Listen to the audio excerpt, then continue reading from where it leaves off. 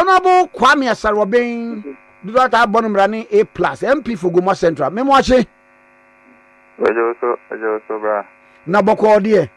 Boko na we. Boko pa boko. Adamo am say o voice no ejina ejuso na meso mejina makom. Me bo modern atwe pia bedru Tech Junction. No bagwa, no bagwa. Na yes, see what Krata come speaker say. Public Accounts Committee chair Honorable Abena asare. Ebeya anka wamum enyinu emfiri as the chair of the committee. Aden boni ben waye. Me na me say yes, the friend saying I was say ye magana fo nyina tia say. Osha Public Accounts Committee media umu disisi ana na echere say ye hwehwe oman sikasem ene eho akontabu maka ne and what can you pa ye bu akonta like ka oman no use no ye bebu ho akonta say bia ye ma ka say ekosi san dia no ne ye eno na ye Public Accounts Committee ye bu oman ne sika ya spend eho akonta sika na ye bu ho akonta nya ye nia eti in 2024 under Akufo Addo, President Akufo Addo. Bibia ye bisa question bia no. E o se magana for tia say sa no man nyina eti Akufo Addo aban mu. Your Mahamadu be President of Ghana. 10 months, 11 months mu na ye wura yenya corruption scandal ba ko say bia obi akoye say dabi under John Mahama Sadia ne NDC Sadia ne binsi Ghana ha since 1992 edin pass ubenya apan bi say etino bibia ye bisa no esi under Akufo Addo ene Ken Ofori Atta ene Abena asare and say yet ha as o mine. My think of what speaker own to me, Abena asare. Adena mature, no. And yes, be a mature. Now, we be for no over social media. I'm a lawyer, may better, but your letter one kanya and kugu any mercy. But what Gazaounia Kennedy or Senyakum, my own social media say, well, I say, can you say schools A plus on the removal of the chair of the Public Accounts Committee. Uncle the undeleted supporting. Every time we are made the speed acquire DB. Uncle remove it on this supporting for or you'll be on him or Emilia may but speed no the cost was idea or yes Anna. So what shall letter now? Let me request support. Intimate my request support if you walk. Let me request support if we despite media. So we know for Manu to night, for pressure to Manu, so now own free committee as chairperson. Not even as a member of the committee, but as the chairperson of Obienya Butre. My subby, my dream would go. Me, ya dear by Hassan. And I mean, for trumpet, my womb, born trumpet, or trumpet now, boy, and say, me and me toy and I may bomb my dear. May say, I am looking for support from people. And you know, we are going to give you support, and you sign a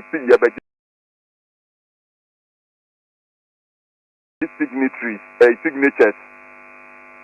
Moya na mini mana mo dia kopem say na Akufo Addo ko wia speech be kan yo inauguration no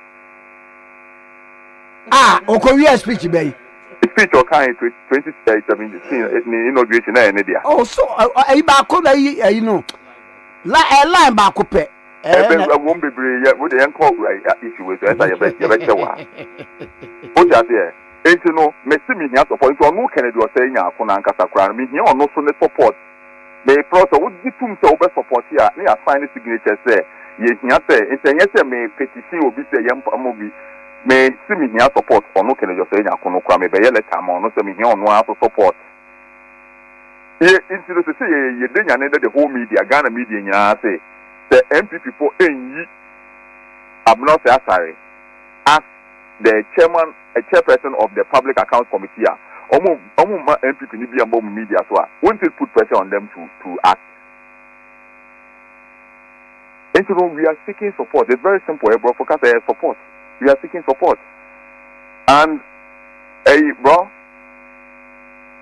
adensi na yebema obia oni Ken Ofori Atta ara ne oman way down besi bibia yedri the allegations that have been leveled against him abet na say onu bebisa nkofo afi no mo aba aben mu question adentia woni Ken Ofori Atta net na finance ministry sika yeka ho asem nyina mo na mo de sika no call out man nkofo na what we are what's done on what now say and it all happened under you. So we are aggressive no we need a breast of baby biama my Ghana and ka what hono and a juma also we no now we have a friend your mama appointee so we be sano aseme see and no my ben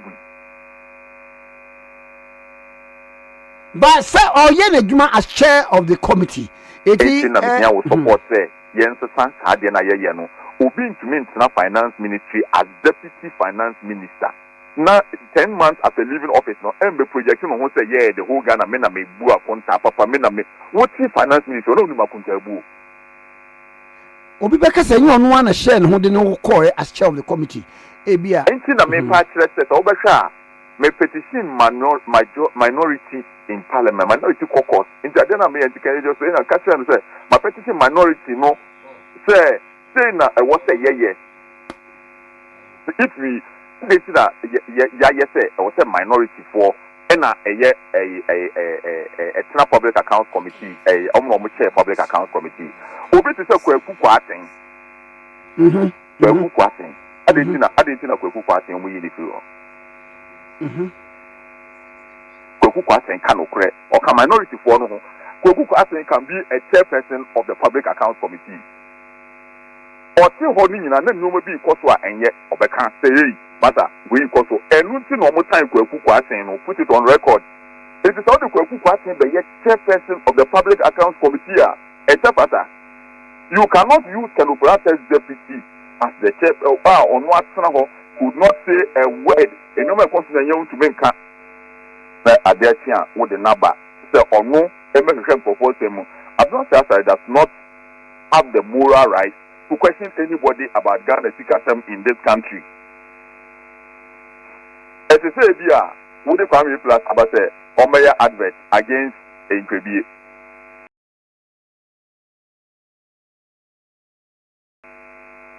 Me Friday night, me wa question Hani Circle. I hear the Abeko na Misha. Oh, yeah, I see more. On me na me get me na me. What the me? How the map say? You see. A young couple could no more movie, only boys, a pub number could show movie 1 2 1 2 Guinness 1 2 1 2 a young near check a craft from now plus or the best advert now what I advert no. Sir, what they I the Kwame Wusu I say be a advert over here with any example keke what warrior and 4 years now the Isaac be advert no. Ebiana nkoyi. This will be koyi. Esi yeponi pagiane adia yebetumi de naye based on our track record you cannot use asare as the chairperson of the public accounts committee and then we know another letter Akufo finance ministry under the right information bill may could be question be under the right information act may could be some question finance ministry about Abena asare time na oye minister no e say ade we mumma information we am dey beto abonten na munyina mo na ebi so a ubekwa no anya hwe ama me nya hwe so am dey aboso abonten se me nya hwe wo dey jama me na woni no ne ye social media ne ye bie na me ni we da bi say me ye member of parliament me taking one by one them they better abonten say within that period we are now we deputy finance minister no ejuma wo ankasa wo ye nie it will be to be this question na say wo to be this question pastor so wo na say and they are the letter the call finance ministry na ayi ni dwumadie as chair of the committee no what I call ejuso pastor me say ni dwumadie as chair of the committee no what will be a aye untoward and now say or yeah I said in koyi and on the line of questioning no and bia hypocrisy no nyaatwom no na ye issue no nyaatwom no na ye ka ho asemo say how we are then we be a question we Ken Ofori Atta deputy we boss Gyamfi na we be science say na sika no wa he we boss Gyamfi we be science say sika no wa he papa penny ye do man sha wonsa 8 years almost 8 years with the finance minister ye hwehwe we be say sika no wa he fa we Gyamfi akota America we bag bo we ti say Rastaman na offer ge wo kokro bi tebi odenam papa penny abo brewie oman mu nyina ni 33 million ye do musika sha wonsa but try be bu akonta wonam wokọ na wo wi a wada na wo ho se wo na wo ye ne deputy no wo pese wo bebisa omo a ya fa omo ene 3 days ya so meye MP no omo government officials no wo na wo bebisa omo se sika no wo hefa wo ni bebi a wo boss wo kwa ko bisa no say does not deserve to be there, and I've told you that Kweku Annan, whether it's a poster, whether it's whatever, anybody who works at the Ken Ofori Atta or your Burunia and as a baby and Biewa or Beba catcher or say a friend saying a mind for a Jumana a cough no baby who say underway no now man be and say a allegations you or say the boss or you say because of that, me do me na so ho say investigation baby be and ye no in develop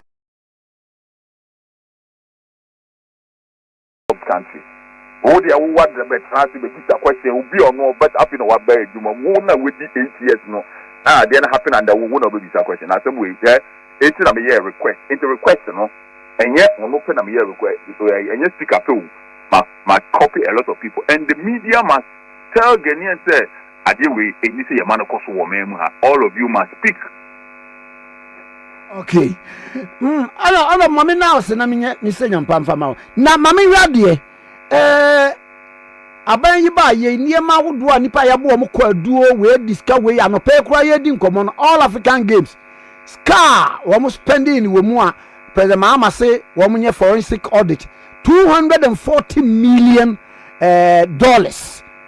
Car woman, yeah, VIP, be I alone near the idea. Car rent any logistics no quite 48 million. And the idea $15 million. Any the architect come now what you and what you and what you want to say. Honorable. Honorable. Nina no. Ken Ofori Atta. Any Abena of Asare. Omnom bi says Kanema Sankrofo no. Finance na show monsa. Enti no. Enti na make sure say Gyamfi say ene yi new sports minister na say deputy sports minister na say obi a sports fan ho. Now Abena Asare better we bi say African games na ye no. Sika na like aso enti na enu ni asam na America no. And the mumma buying the year kasa aje we tie. Enti say ne a sports minister friend saying a Kofi Adam. Who betina wu enim na say wu bi san no say African games no say we need Ken Ofori Atta na this can no e kwa spend what ade no a bra o hwa o my Ghana e wo say obia sorry na obia be support say dabi ye be bisa questions o but enya wu na also bisa for wo kwa dey nko say by this time ye bisa wo questions enya wu na wo be chairperson of the edibu o man sika ho aponta because African games ye no ye be catch them ye can some way be say sika ko down no enye sika tetwa and people very close to us we say obodi billboard to leg one fine so na ni so say no na billboard contract yan farmer no na billboard ti wo so a ye de ade na kotetare so so omodi a obi akoje hu sika ne 2 million na ma kire fie it was kind of some for we no they don't deserve to chair a public accounts committee and ask questions. We should be asking them questions. Me and ma being fully, bro. We don't have to allow these people to all of a sudden turn around, come and sit at a committee and start questions and acting like questions. Yes, we have to and then for Public Accounts Committee. I am the member of Parliament for Gomua Central, and then me Public Accounts Committee will make Kotana Hobi. As a member of Parliament, I can be at the committee. I am going to say that. Now, some questions and answer who monitor proceedings. Yeah, Public Accounts Vetting Committee because I'm going to be the arsenal. Maybe I may contour that may call as a member. Also, me work questions and person me visa. Okay. And I want to protest. I'm not sitting there as the chairperson. I'm going to protest. It is a protest. I have every right to embark on a protest. Ghana, you will be audio. And I mean, I'm here win, I mean, I'm a papaya winner. Yeah, independent in the community too. Yeah, you need a change and go because I've not said without NPP go to me. Okay, from Pong. Okay, parliamentarian. Oh, I can. Asante baby, I am people not Kojo Kyeremanteng. I'm not a guy, man. Mummy, the moon, no memory. And what did you do? Who know what now or the SK Ghana? Mummy, my name. Why you busy? Why are you busy? Mamma, now I say no pay. Okay. Honorable Kwame Asare Obeng, do not friend A plus. MP for Gomua Central, and then I can say, Wamfa Ali Mahama, Wamfa one peswa. Eti Sanka Obi a vice president. In fear what Kasamre Yokoye, Sanka na yene ne manka sike gufie bocho, bisa ne mano no yen kanchero. Onye domu. It's a lie. Sanka yo domu Akufo Feli poto. Domo ne nkyerɛ sɛ ɔnyɛ seremoni o dabi saa adeɛ bi na ɔma akɔfa de abɛhyɛ wɔ sɛ wɔn yɛ UP tradition asɛm na menka serem asɛm menka abono asɛm menka akyem asɛm menka UP tradition wo de no to nkyɛn a sɛsi yɛ ala nchamate yi ne ti wɔn sa afei na MPP for na started discuss sɛ ɔnyɛ founding member but no yɛ another day discussion yɛ fɛ do to It's na Akufo Addo nim so be bokro no on na busuafo Ken Ofori Atta ne di animu because say wo veti obi no ka cho say me wo offshore account finance minister or offshore let's go account ni port is I am far buying position in mano because of fasikana baby assessor de kono or the kwa wu. You can't trace it. But Akufo Addo is finance minister. Moi. Oye finance minister we have seen there. Some maybe not take public account. Ono or your bank na matumbo asema no. Abena. Sa your friends Abena dey. Otchere Abena me mami din.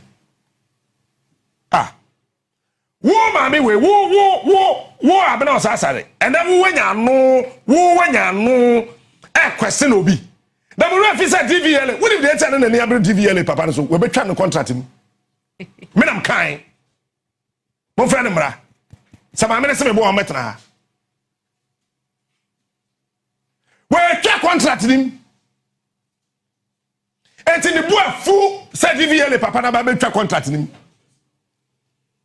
enti ade na odi ya DVL papa no Public Accounts Committee no personal.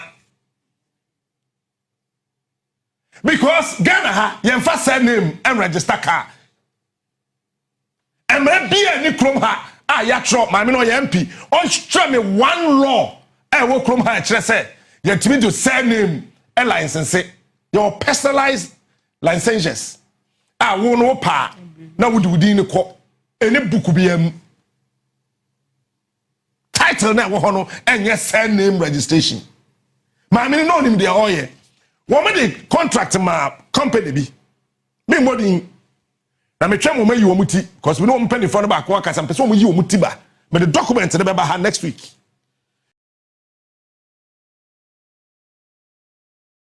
say every year DVL into $51 million emasa company no every year mum say Abena asare so onima sama me kenya no a deputy finance minister anamwa every year DVL nankasa every year ina wuka year 1 year ina abom DVL wunim sika omunya akosoro ay $10 million $10 million say we dem year sir $10 million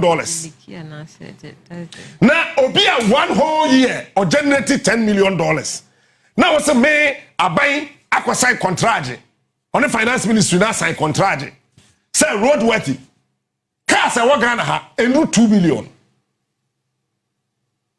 cars e wo Ghana enu 2 million cars e wo Ghana ha etua road worthy enu 2 million now we akwa sign contract and say every year you enter $51 million MSA company Lipa institution or generate $10 million pe 2022 mafia omutua zero omo sign contract no nu omo ntua hwe omo say ye fancy road work na ye twa no omo bobo sika ni na no wi a omo ntam ni na MSA company no then a company ni be ya yes on no be twa road work no obetwa den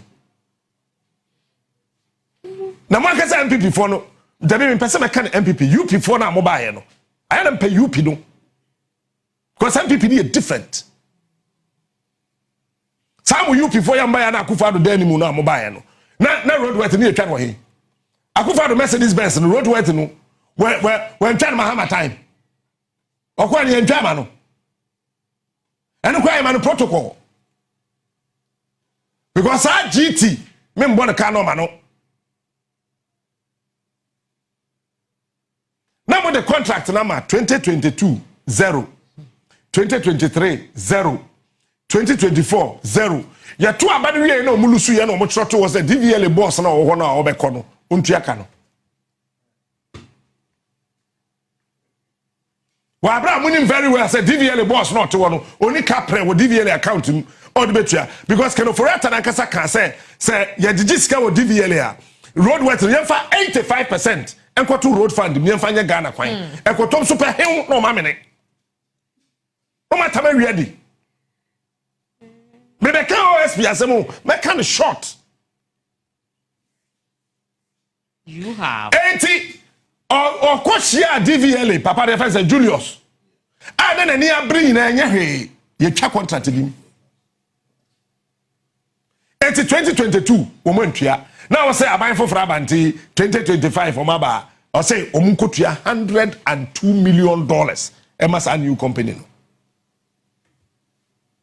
and Julius say and oboa and no time document no e come Aremeyaw Anas e wo yoko and no be come Razak e wo national security and no time the next document and come Ato Forson say we be necessary etua and Ato say e won and one was so other Bibiana was about the India. You two on ye India. I be man why one call here performance sheet in Umbra, name him. That's why you Jumaza, only your butcher, and then your bed about Ghana, Hoban, Tisike Yono. So genuinely, why ye Juma, your butcher, on your Juma Yintia, basically no matter who you went my branch today. It's a brown sassy, so why no mamma, Abena, mamma, no. Tell me, Guma Mauno, and Tissan come upon some say.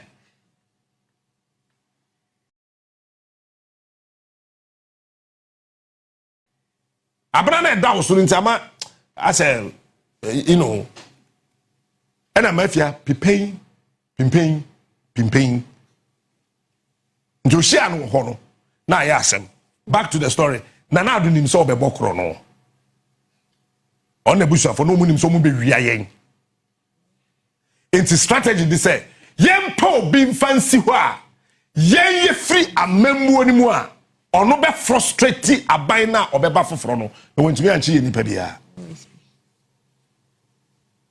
teniye wo bunim say Akufo Addo no nim so obebok Ghana kro no ono ne nebusuafo no they knew no ma hye aha mafia efi 2022 what your safma fon kan wa aban no mu biom afi de mbeyi wa dance ka said debi ani ase mo every time Dr. Kwame Adokufo or resigning here as Senate board chair, what in Akufo Addo amembo mbiom. Ya no What the other twin chaya? Papa and friend Hackman or Uswajman, me I know for Hackman or Uswajman. Or fee cocoa board so as board chair. What in the Akufo Addo memorium? Okay. Nipa tre. What's the one to woman can be more memorium? No more, eh? Fantastic. Ken Ofori Atta way. Me that's it. Would you dance here neba? Would you prosecutional witness? What the other twin chaya? Akufo Addo the OSP by no she nyansa or the actually krono nyansa. Yemfa yoko nkoka ho. Yemfa CID nka ho. Yemfa national security nka ho. Yemfa shiraje nka ho. Na yempe oba oye anti-corruption campaigner. Yemfa wo nka ho. Yoko fight corruption. CID fight corruption. Shiraje fight corruption. Then fuina no share that wo nkoka ho. Then the strategy was that yendi kan pe NDC oye lawyer. Na yemfa ne metum. Wamushishwe manu mu say NDC lawyers no be anywhere or throw epistles. Paul be MP o NDC. Paul ano be mu na kwada ye Timothy. Eye Matiamidu. Matiamidu no throw epistles. Or chonkrata hold about the NDC. Because Matiamidu was kind of not happy about certain things in the NDC. It is sad to tell that ya to seche yenyanam. And I'm near Matiamidu. Now watch this. The strategy was that Matinamidu ba now oche NDC for 1, 2, 3 2 NPP for na kasa nye ye eche wo mu. No, nye NPP UP for no. I don't want to use NPP. And tisame kasa na me kan NPP I'm referring to UP. Because NPP party na da ho no. Omu ndi bone te say yenum. Ana oto ne bo ase. Timatamidu sushan krata enimu a enam bi anim nti ade ba ko pe na Matinamidu ye okrum ha ma ne baji din say MPCBJ double salary patcho mboa ya no wo ya me dance ni apart from side issue no Matinamidu we nya asem ya patcho mboa Matinamidu when no timi din tum fantastic and omo hu say Openi Daniel Domlevo Odaye Auditor General Muchemi yo Odaye Auditor General Ena NDC ni Oma dream no because officer Mahamadu appointing into no chenchene tachia NDC ni Ena Matinamidu so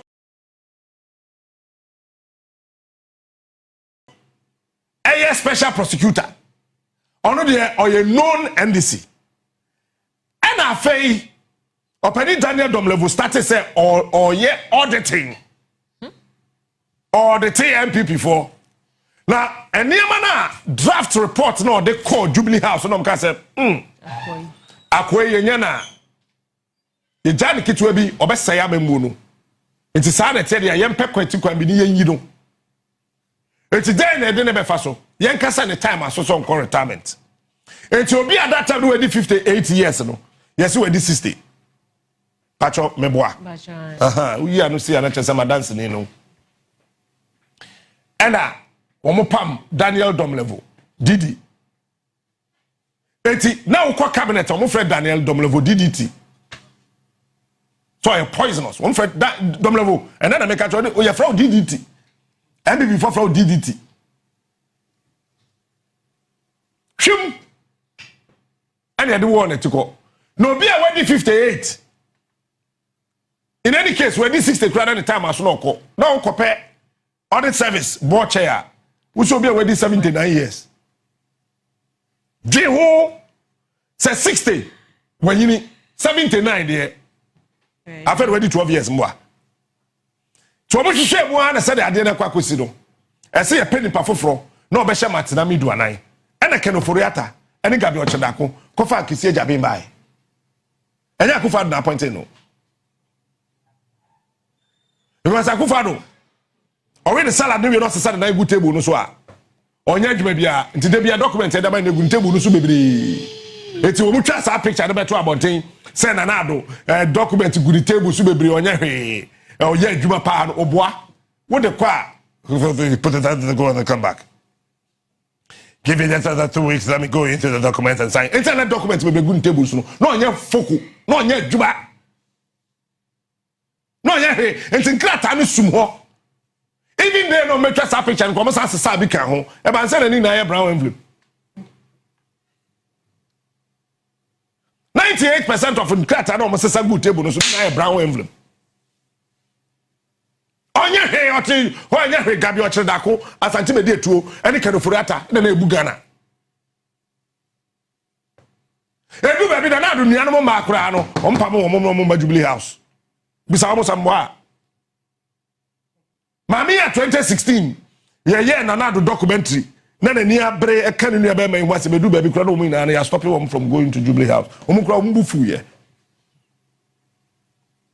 ene ye the word etiko eno nkofa Kisi Agyapong bae the orientation was that so wa wonim no so jitum enti from that time Sydney Mafia the last dance when we who say Kisi Agyapong na court me na tum press conference but you say ya no kasa ntem mpasho dey obi ani ho press conference the nipa tum very good and Kisi Agyapong kofa Cecilia branda pa asem de ba mpacho me bo ana mpa mpasho ai very good and also ma ko kai sika bebre woni fi mboa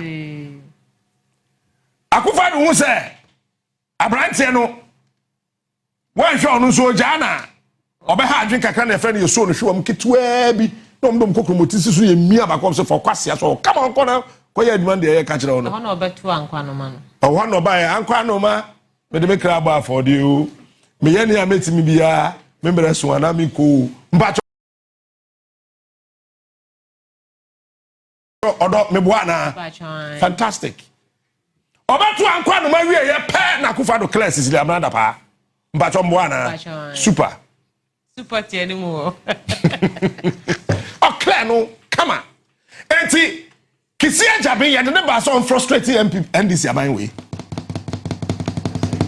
yeah so that's the strategy say aban we on frustrated no because one I come in 9 minutes na mapon he sanka Kisi Agyapong on cartel no one and it's like Ken Ofori Atta NPP MPs 88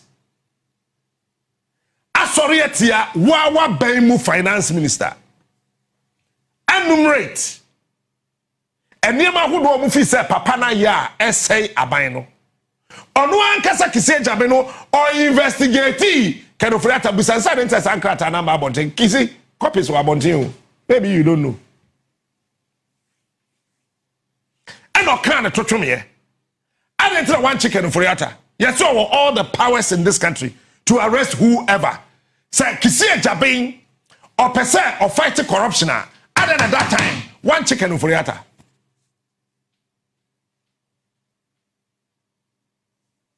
One channel.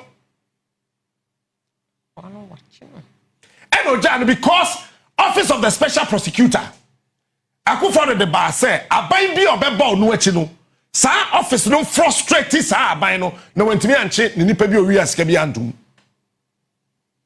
a strategic position yes o sheda no create here no man the powers say Attorney General sorry we won say we can OSP the mandate na or court say ono ne Attorney General agree. It is a OSP ni Attorney General nya agree ya if you go on court.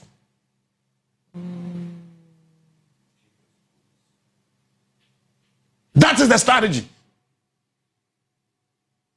Eti you didn't see one na do nyina say aban bi obeba after year no yesinti dua ma no me ma no kwan ma no nya dwuma. Onchi obi antumi anka say yen UP for ye yakronfo eti Kisi Agyapong say no person second point or person chicken Ofori Atta time na NPP Lucy elections no 8 December na ye kwasiada mwa Bawumia ba declare say beji tu say ware ade achi ye Monday 9th ena NDC John Mahama no one winning election fresh no. When we issue statement to say, "Who be a winning say Ghana Japade be a war hono." Bobuano na Fabra. After 2 weeks ye ko swear John Mahama in. Ghana acting chief of staff Julius Debrade Krata abeto abonten say wo be a Ghana diplomatic passport wo ho ana wo be a wonim say aban ni wadi nkomo no mentu kwan na OSP enhwe na wo nyina nka krom ha e ba ne say Ken Ofori Atta timi tu kwan say no person ochina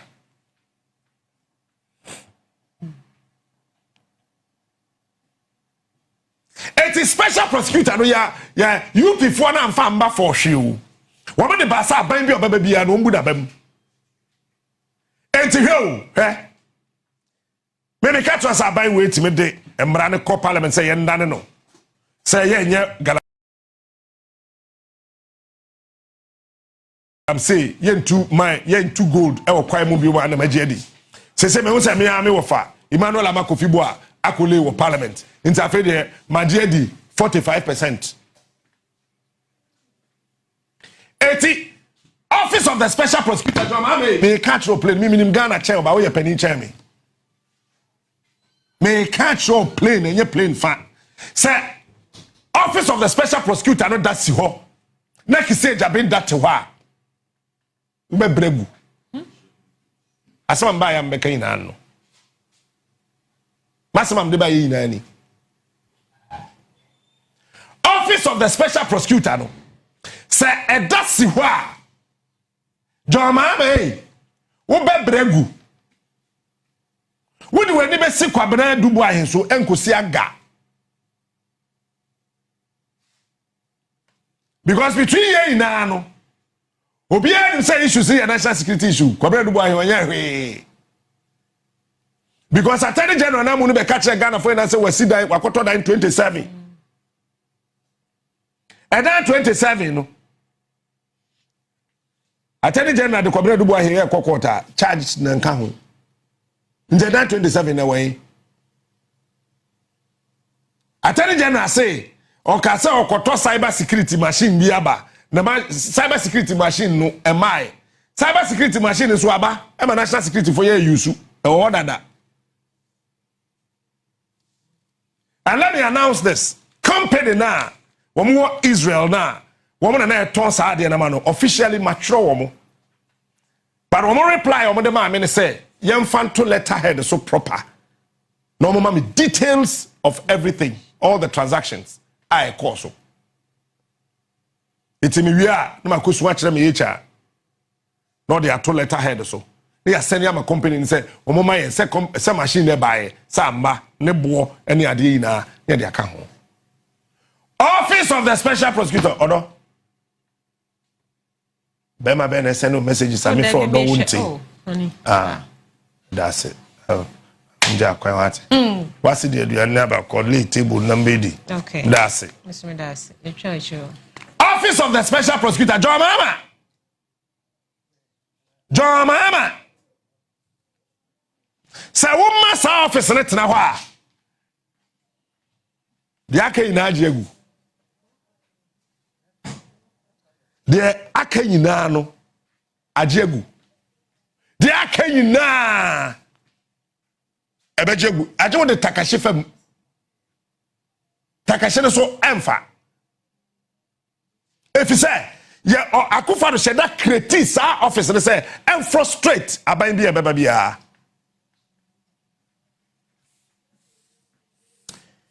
na me makachra say change when it is denied or too long delayed violence will break out here and there not that the men planned or willed it but the accumulated grievances will erupt with volcanic fury.